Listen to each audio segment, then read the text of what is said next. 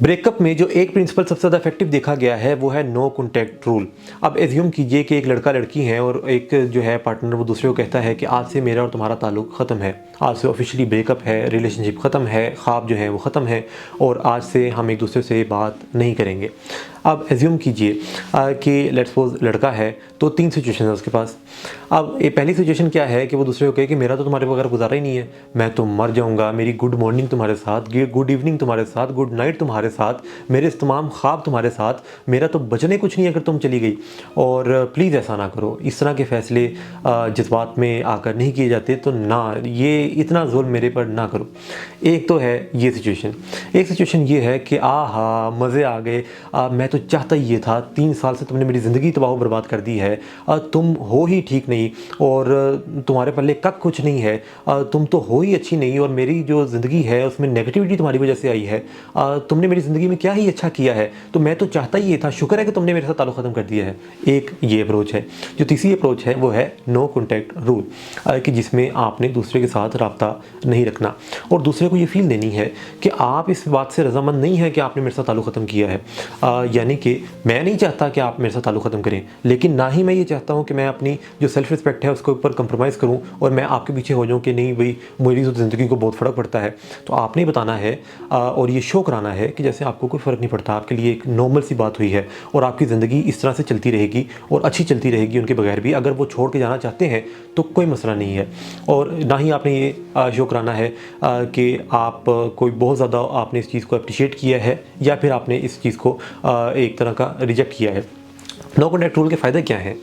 जो पहला फ़ायदा है वो ये है कि एक तो दोनों को स्पेस मिल जाती है अपनी जो एक इंडिपेंडेंट इमोशनल स्टेट है उसमें आने के लिए। अब होता क्या है कि लोग एक दूसरे से जब बात कर रहे होते हैं तो बहुत ज़्यादा वो एक जो एंशियस या डिपेंडेंट जो स्टेट है वो उसमें होते हैं कि जिसमें अपनी तमाम तर फीलिंग्स दूसरे के साथ इज़हार करना, सुबह दोपहर शाम उससे बात करना और जो है वो हर फील का इज़हार किया जा रहा है, हर सवाल दूसरे से पूछा जा रहा है, हर मशवरा दूसरे के साथ किया जा रहा है, तो उससे एक इंसान नॉर्मल स्टेट के ऊपर आ सकता है। दूसरी चीज़ एक ये भी होती है कि एक इंसान अपनी इम्प्रूवमेंट के लिए अपनी बेहतरी के ऊपर काम कर सकता है उस अरसे में जब तक वो नो कॉन्टैक्ट रूल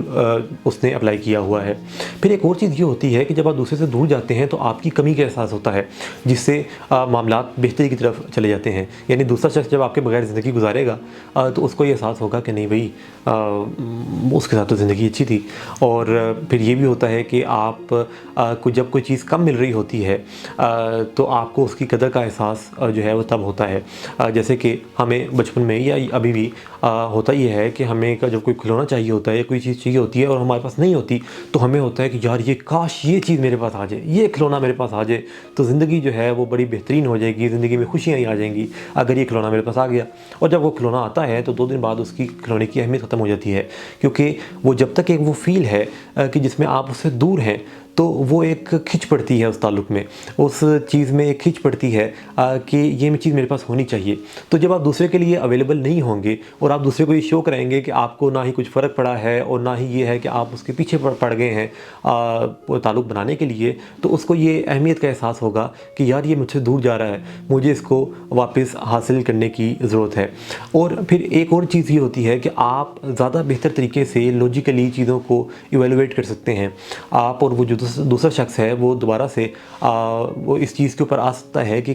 कहाँ पे हमसे गलतियाँ हुई और कहाँ पे बेहतरी की गुंजाइश थी। तो इस चीज़ के चांसेस बहुत ज़्यादा बढ़ जाते हैं कि वो जो शख्स जिसने आपसे रब्ता ख़त्म किया था और आप उसके बाद नो कॉन्टैक्ट रूल के ऊपर चले गए थे तो वो आपसे रब्ता करेगा। एक चीज़ याद रखिए, नो कॉन्टैक्ट रूल का मतलब है नो कॉन्टैक्ट, किसी भी तरह का रब्ता नहीं होगा, ना ही आप उसको कॉल करेंगे, ना ही कोई ईमेल करेंगे, ना ही कोई मैसेज करेंगे, ना ही कोई उसकी स्टोरी देखेंगे, ना ही उसका व्हाट्सएप स्टेटस देखेंगे, ना ही उसकी फेसबुक पे कोई पोस्ट लाइक करेंगे, उसकी कोई जो है वो उसने कोई तस्वीरें डाली हैं, ना ही आप उसको बार बार जो है वो देखते रहेंगे।